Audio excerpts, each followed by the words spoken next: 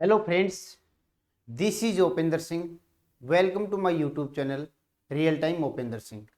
प्रिय साथियों, आज की वीडियो में हम आप लोगों के साथ चर्चा करेंगे कि जो बच्चे बीएड का कोर्स करते हैं उन सब बच्चों को अपने जो सब्जेक्ट्स होते हैं बीएड के अंदर जो टीचिंग सब्जेक्ट्स लेने होते हैं उन सब्जेक्ट का चयन किस प्रकार से करना होता है। साथियों, काफ़ी स्टडी की है ताकि बच्चों को बिल्कुल बारीकी से समझ में आए कि किस प्रकार से कैसे हमें अपने सब्जेक्ट्स का चयन करना है, ताकि आप लोग बिल्कुल बारीकी के साथ अपने सब्जेक्ट्स का चयन कर सकें।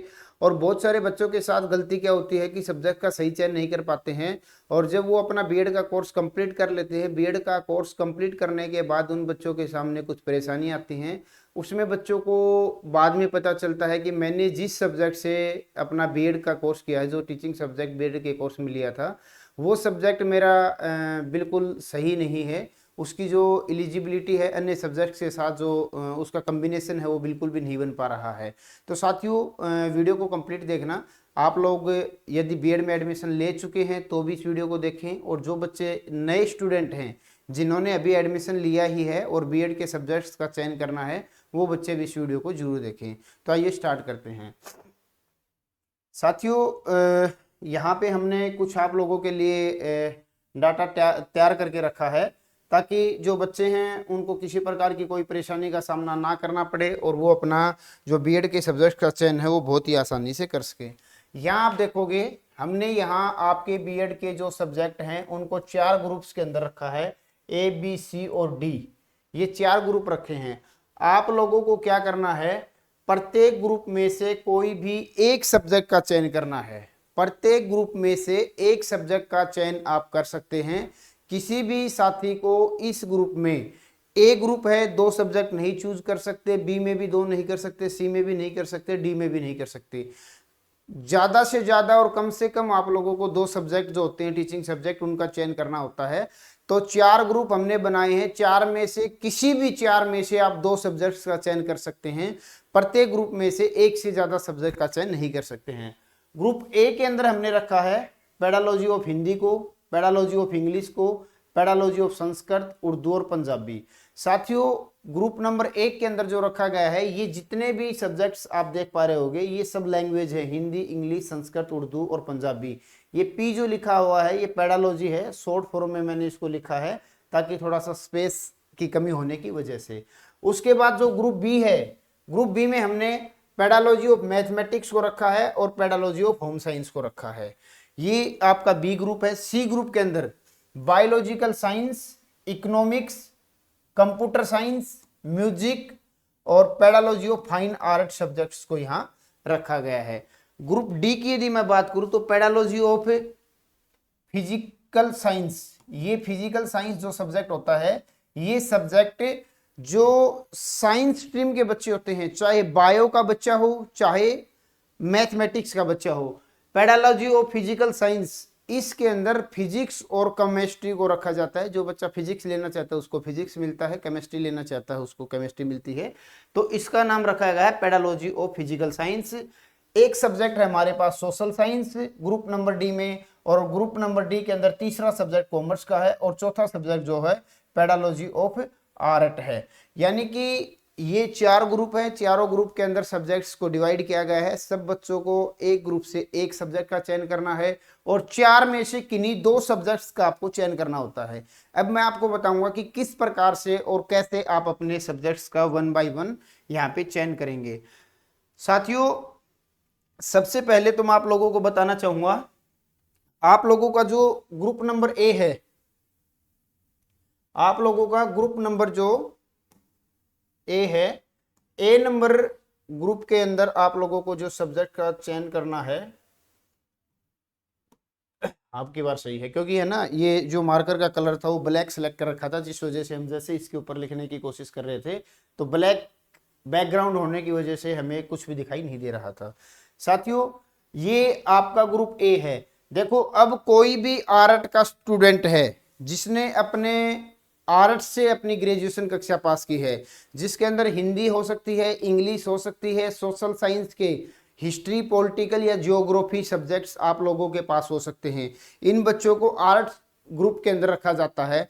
तो जो भी बच्चा आर्ट के अंदर अपना ग्रेजुएशन की कक्षा पढ़ रखी है, उन बच्चों को ग्रुप ए में से किसी एक सब्जेक्ट का चयन करना होता है। बहुत सारे बच्चे हिंदी सब्जेक्ट का चयन करते हैं, बहुत सारे बच्चे इंग्लिश सब्जेक्ट्स का चयन करते हैं। तो आप इन दोनों में से किसी एक सब्जेक्ट को अपने पास रख सकते हैं, जो भी आपको उचित लगे। यदि आपका हिंदी सब्जेक्ट में अच्छी पकड़ है तो हिंदी को रखें, अन्यथा इंग्लिश को रखें। संस्कृत रखना चाहो संस्कृत रख सकते हो, उर्दू, पंजाबी इनको रख सकते हो। मोस्टली बच्चे हिंदी सब्जेक्ट्स को रखते हैं 90% तक की यदि मैं बात करूं, और उसके अलावा फिर इंग्लिश, संस्कृत, उर्दू और पंजाबी को। आर्ट वाले स्टूडेंट की हम बात कर रहे हैं, तो जैसे ही आपने इसमें से हमें एक सब्जेक्ट का चून कर लेते हैं हिंदी का। अब ग्रुप नंबर बी में आते हैं। ग्रुप नंबर बी के अंदर पेडालॉजी ऑफ मैथमेटिक्स है और पेडालॉजी ऑफ होम साइंस है। इसमें से आर्ट वाले बच्चे के पास यदि मैथ है तो वो मैथ का सिलेक्शन कर सकता है, यदि मैथ नहीं है तो ये सब्जेक्ट आप चूज नहीं कर सकते। उसके बाद यदि आपके पास होम साइंस सब्जेक्ट ग्रेजुएशन में था तो आप होम साइंस का चयन कर सकते हैं, अन्यथा आप होम साइंस का चयन भी नहीं कर पाओगे।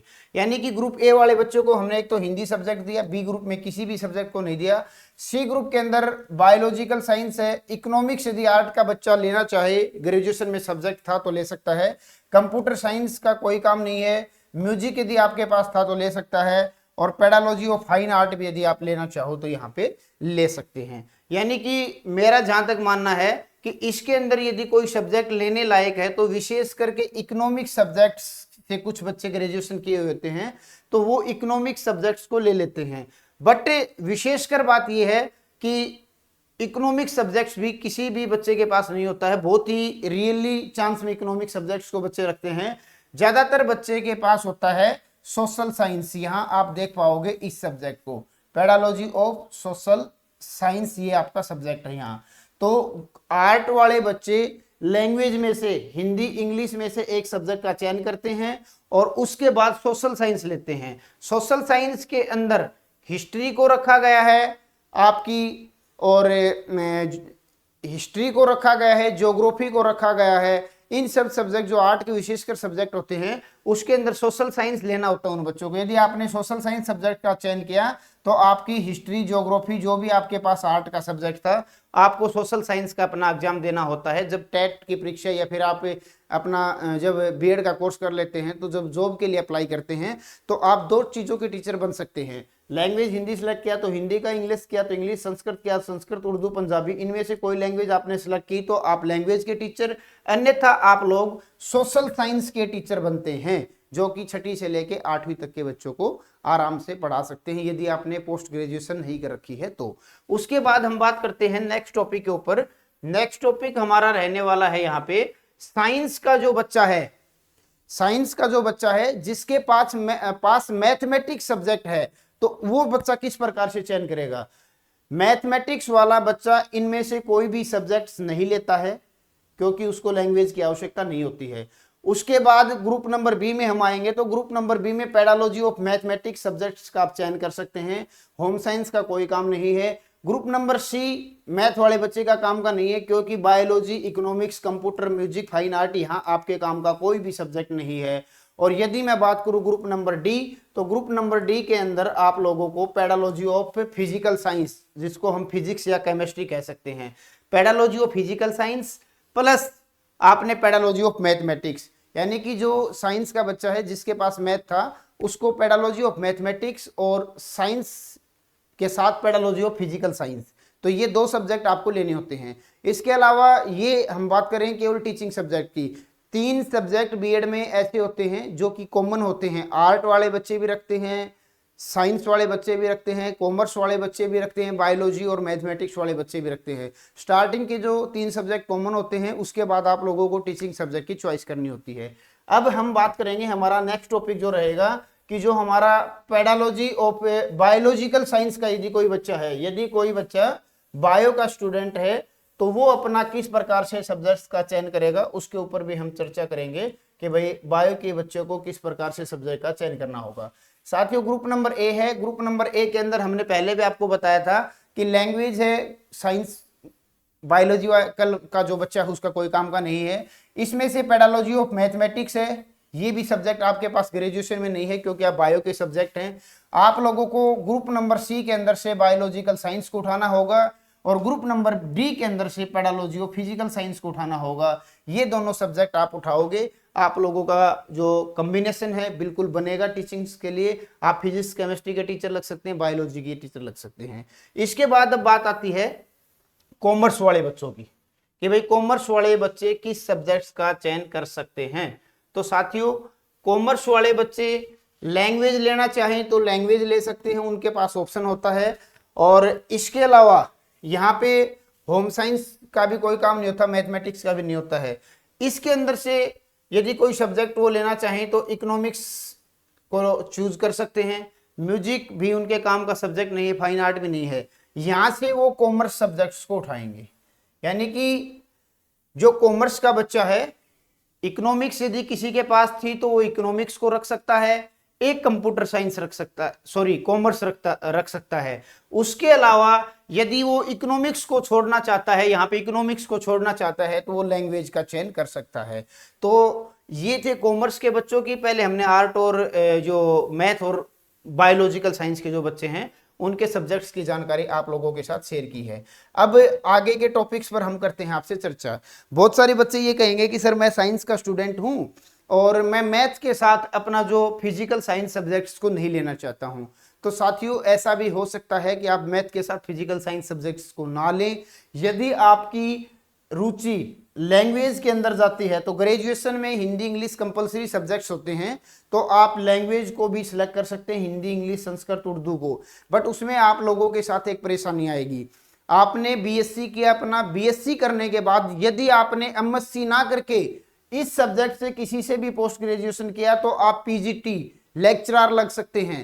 यदि आपने इन सब्जेक्ट से अपना पोस्ट ग्रेजुएशन का कोर्स कंप्लीट नहीं किया तो, और आपने जो कोर्स कंप्लीट किया वो किया है पैडोलॉजी और फिजिकल साइंस के अंदर जो आते हैं फिजिक्स और केमिस्ट्री, यदि आपने फिजिक्स केमिस्ट्री में से सिलेक्शन किया तो आप लेक्चरर के लिए तो जाओगे, तो फिजिक्स और केमिस्ट्री में से किसी एक सब्जेक्ट के टीचर जा सकते हैं। और यदि आप 6 से लेके 8 तक पढ़ाना चाहते हैं तो आप हिंदी और इंग्लिश सब्जेक्ट्स का भी चयन कर सकते हैं। ये ऑप्शन भी आपके लिए अवेलेबल रहेंगे। इसी प्रकार बायो वाले बच्चों के लिए है। बट मैं आप लोगों को बताना चाहूंगा, बिल्कुल भी भ्रमित नहीं होना। साइंस के बच्चों को फिजिकल साइंस प्लस मैथमेटिक्स या बायो जो भी आपके पास था आपको चयन करना है। और जो आर्ट के बच्चे हैं, हिंदी इंग्लिश में से लैंग्वेज लेनी है, एक सब्जेक्ट लेना होगा सोशल साइंस, आपका कॉम्बिनेशन भी सबसे बेस्ट बनेगा। कॉमर्स वाले बच्चों को एक सब्जेक्ट कॉमर्स लेना है। इकोनॉमिक्स यदि आपके पास था तो आपको इकोनॉमिक्स का चयन करना है। यदि इकोनॉमिक्स सब्जेक्ट आपके पास नहीं था तो आप इन लैंग्वेज की तरफ जा सकते हैं, हिंदी इंग्लिश उर्दू पंजाबी या संस्कृत, जो भी आपके लिए उचित रहता है। साथियों, सिंपल सी भाषा में आप लोगों को हमने समझाने का प्रयास किया है। इसको 4 ग्रुप में डिवाइड किया है। आप चाहो तो इसका स्क्रीनशॉट भी ले सकते हैं। मैं एक बार इसको बोर्ड को बिल्कुल खाली कर देता हूं, किसी प्रकार का कोई साइन इसके ऊपर ना रहे। आप चाहो तो इसका स्क्रीनशॉट लेके अपने पास रख सकते हैं। और आपको यदि किसी अपने टीचर के साथ डिस्कशन करना है तो बिल्कुल बेहिचक होकर आप डिस्कशन कीजिएगा। मैं थोड़ा सा स्क्रीन से हो जाता हूं साइड में, और अब आप इसका स्क्रीनशॉट आराम से निकाल सकते हैं। 4 ग्रुप बनाए हैं, चारों में से आपको 2 सब्जेक्ट्स का चयन करना है और 2 में से कोई भी वो 2 सब्जेक्ट आप ले सकते हैं जो आपके लिए उचित रहते हैं। उसके बाद हम बात करेंगे कि जो 3 कॉमन सब्जेक्ट होते हैं वो सब्जेक्ट कौन से होते हैं। तो साथियों, मैं करता हूं उन सब्जेक्ट्स की लिस्ट को ओपन, ताकि आप लोगों के साथ किसी प्रकार की कोई परेशानी ना आए और आपको ये भी पता चले कि भाई हमारे जो सब्जेक्ट है वो क्या रहेंगे। तो साथियों, मैंने एक ये फोटो डाउनलोड करके अपने पास रखा है। यहाँ आप देखोगे पेपर नंबर 1, मैं कलर को चेंज करता हूँ, व्हाइट कलर, और व्हाइट ही बुक होने की वजह से ये थोड़ा सा डिस्टर्बेंस आप लोगों को देखने को मिल रहा होगा। यहाँ आप देखोगे साथियों पेपर नंबर 1, पेपर नंबर 2 और ये है पेपर नंबर 3। इस बुक को थोड़ा सा रोटेट कर रखा है।